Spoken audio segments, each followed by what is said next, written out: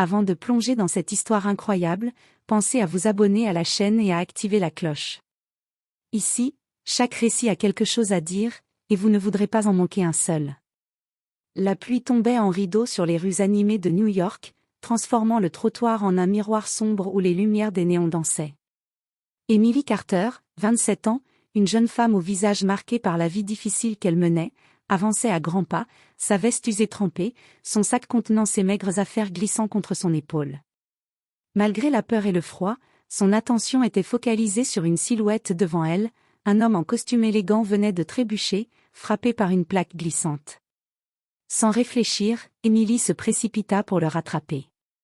Au moment où ses mains se posèrent sur lui, un liquide chaud lui échappa, elle avait perdu les os. La douleur la frappa comme un éclair, mais sa volonté de l'aider fut plus forte que la panique. L'homme, Nathaniel Whitman, milliardaire connu pour ses investissements dans la technologie et la philanthropie, regardait Emily avec stupéfaction. Elle, trempée et haletante, parvint à le stabiliser avant qu'il ne tombe à terre. Autour, les passants détournaient le regard, certains choqués, d'autres indifférents. Emily, malgré ses propres difficultés, resta calme, cherchant un taxi ou un abri pour aller pour l'homme qu'elle venait de sauver. Nathaniel, frappé par son courage et sa présence d'esprit, ne put détacher ses yeux d'elle. Il voyait au-delà de ses vêtements sales et de ses cheveux emmêlés, il voyait une force incroyable, une humanité qu'il avait rarement rencontrée dans son monde de luxe et de façade.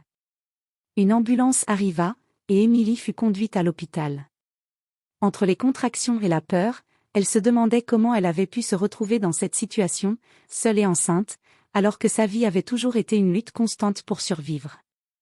Nathaniel, resté à distance, demanda à ce que quelqu'un s'assure qu'elle allait bien, et pour la première fois depuis longtemps, Emily sentit que quelqu'un se souciait vraiment d'elle. Cette rencontre, improbable et dramatique, allait changer leur vie à jamais. Ce n'était pas seulement la naissance imminente d'un enfant, c'était le début d'une connexion qui défierait les barrières sociales et les attentes du monde entier. Les jours suivants à l'hôpital furent un mélange de douleur, de confusion et de surprise pour Emily. Ses contractions s'étaient calmées, mais elle se retrouvait seule, entourée de bruits d'ambulances et de machines médicales. Elle se demandait constamment comment elle allait nourrir ce bébé à venir, alors qu'elle n'avait presque rien pour elle-même. C'est alors qu'une secrétaire entra avec un bouquet de roses blanches et une enveloppe. Sur le petit mot, en lettres élégantes, « Merci pour votre courage. Je souhaite m'assurer que vous allez bien. Nathaniel Whitman. » Emily plissa les yeux, sceptique. Pourquoi un homme comme lui s'intéresserait à une fille sans abri comme elle? Malgré son doute, elle sentit une pointe de curiosité, peut-être, une première étincelle d'espoir. Quelques jours plus tard, Nathaniel vint la voir personnellement. En entrant dans la chambre, son costume impeccable et son regard intense frappèrent Emily. Il ne portait ni arrogance ni pitié, juste un réel souci. « Emily, murmura-t-il, je voulais vous remercier de m'avoir aidée l'autre soir.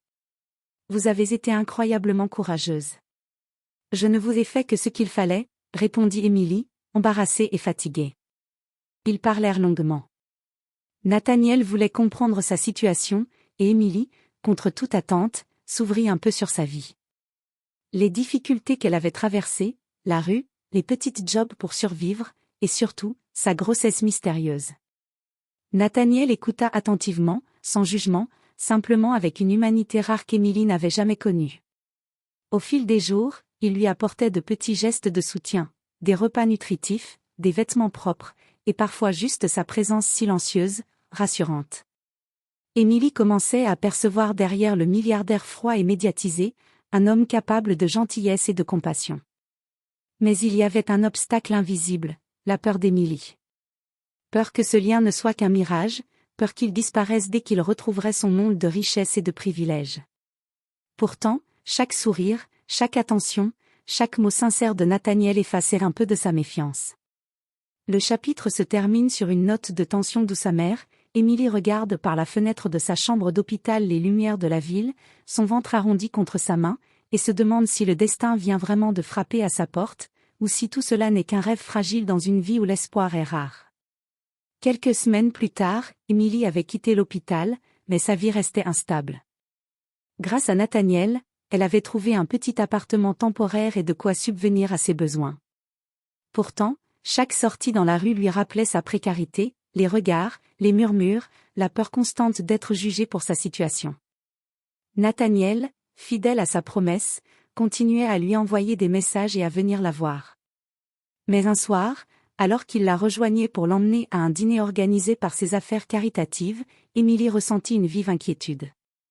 Elle savait qu'en entrant dans son monde luxueux, elle serait confrontée à un univers totalement étranger, des robes scintillantes, des serveurs polis, des conversations feutrées, et surtout, la curiosité des gens sur sa personne. Lors du dîner, les regards se posèrent sur elle dès son entrée. Les invités murmuraient sur la jeune femme du milliardaire, certains avec condescendance, d'autres avec fascination. Émilie sentit son cœur battre la chamade. Nathaniel, voyant son malaise, la guida avec douceur. « Ne t'inquiète pas, murmura-t-il. Ici, tu n'as pas à être quelqu'un d'autre. Sois simplement toi. » Malgré ses efforts, Émilie se sentit jugée. Une femme, visiblement issue du cercle fermé de la haute société, lui lança un sourire condescendant. « Oh! Nathaniel, vous fréquentez vraiment ce genre de personnes maintenant ?»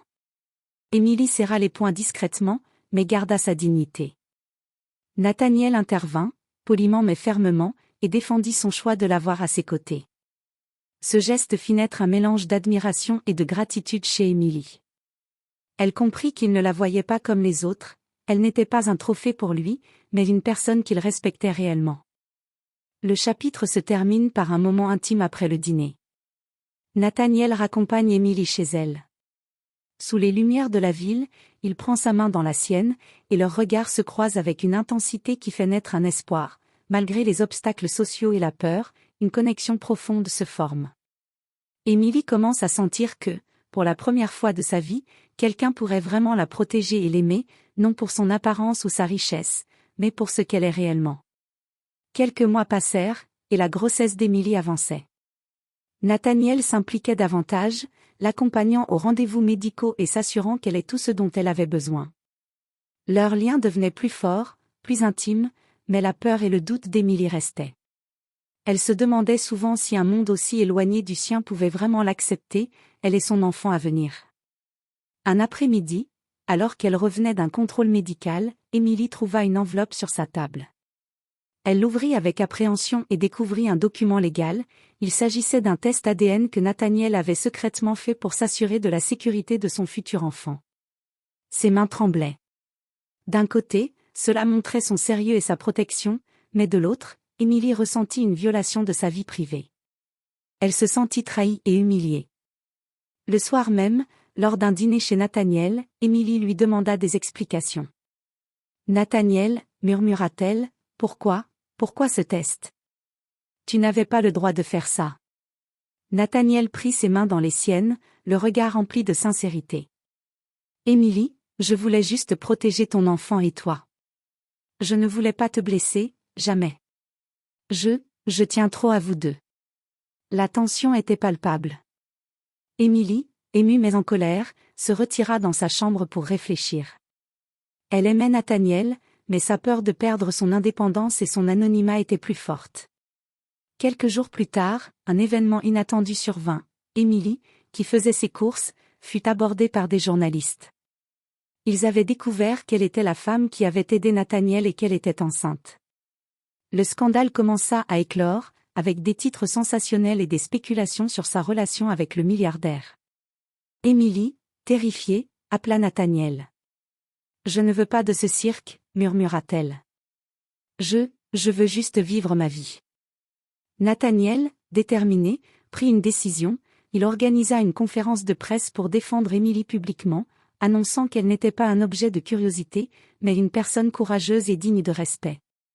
Ce chapitre se termine sur une scène poignante. Émilie regarde Nathaniel sur les écrans de télévision, le cœur serré mais admiratif. Elle réalise qu'au-delà des jugements, des scandales et de la peur, Nathaniel est prêt à tout pour elle et leur futur enfant. Elle commence à comprendre que ce lien est plus fort que les obstacles extérieurs, et qu'ensemble, ils pourront affronter ce monde. Les semaines passèrent, et Émilie approchait de son terme. Sa vie, autrefois incertaine et marquée par la peur, s'était transformée grâce à Nathaniel. Il avait trouvé pour elle un appartement sécurisé, engagé un médecin personnel, et même préparé une petite chambre pour le bébé. Mais plus que tout, il était devenu sa présence constante, rassurante et aimante. Un matin, alors qu'elle se promenait dans Central Park pour prendre l'air, Emily sentit une douleur aiguë, le moment était arrivé. Nathaniel, immédiatement à ses côtés, la conduisit à l'hôpital avec une rapidité mêlée de panique et de détermination. Durant le travail, Emily, malgré les contractions et la fatigue, ressentit un étrange sentiment de sécurité. Nathaniel ne la quittait pas une seconde, tenant sa main et l'encourageant à chaque souffle. Après des heures de tension, Emily donna naissance à une magnifique petite fille. Nathaniel, les larmes aux yeux, la prit dans ses bras. « Elle est parfaite », murmura-t-il, émerveillé. Emily, épuisée mais heureuse, posa les yeux sur Nathaniel et vit tout l'amour qu'il avait pour elle et leur enfant. À cet instant, elle sut que tout le chemin parcouru, la peur, les doutes, la pauvreté et l'incertitude avaient mené à ce moment unique. Quelques jours plus tard, Nathaniel organisa un dîner privé dans le toit-terrasse de son penthouse, illuminé par des centaines de bougies. Emily, encore émue par la naissance de sa fille, ne savait pas ce qui l'attendait. Nathaniel se leva et, prenant sa main, se mit à genoux devant elle. « Emily Carter, dit-il d'une voix tremblante mais rassurée, tu m'as sauvée ce soir-là, et depuis, tu as sauvé mon cœur. Veux-tu m'épouser et construire cette vie ensemble, avec notre fille ?» Les larmes d'Emily coulèrent librement. Après tout ce qu'elle avait traversé, ce moment semblait irréel, l'amour véritable, la sécurité, et le bonheur enfin réunis. « Oui, oui, Nathaniel, répondit-elle, la voix tremblante mais joyeuse. Leurs lèvres se rejoignirent dans un baiser tendre et long, scellant leur promesse. La ville illuminée autour d'eux semblait célébrer leur union. Ce n'était pas seulement un mariage à venir, mais la victoire de la résilience, du courage et de l'amour pur. Emily comprit enfin que le destin, malgré tous ses détours, avait mis Nathaniel sur son chemin pour la protéger et l'aimer, elle et leur enfant, pour toujours.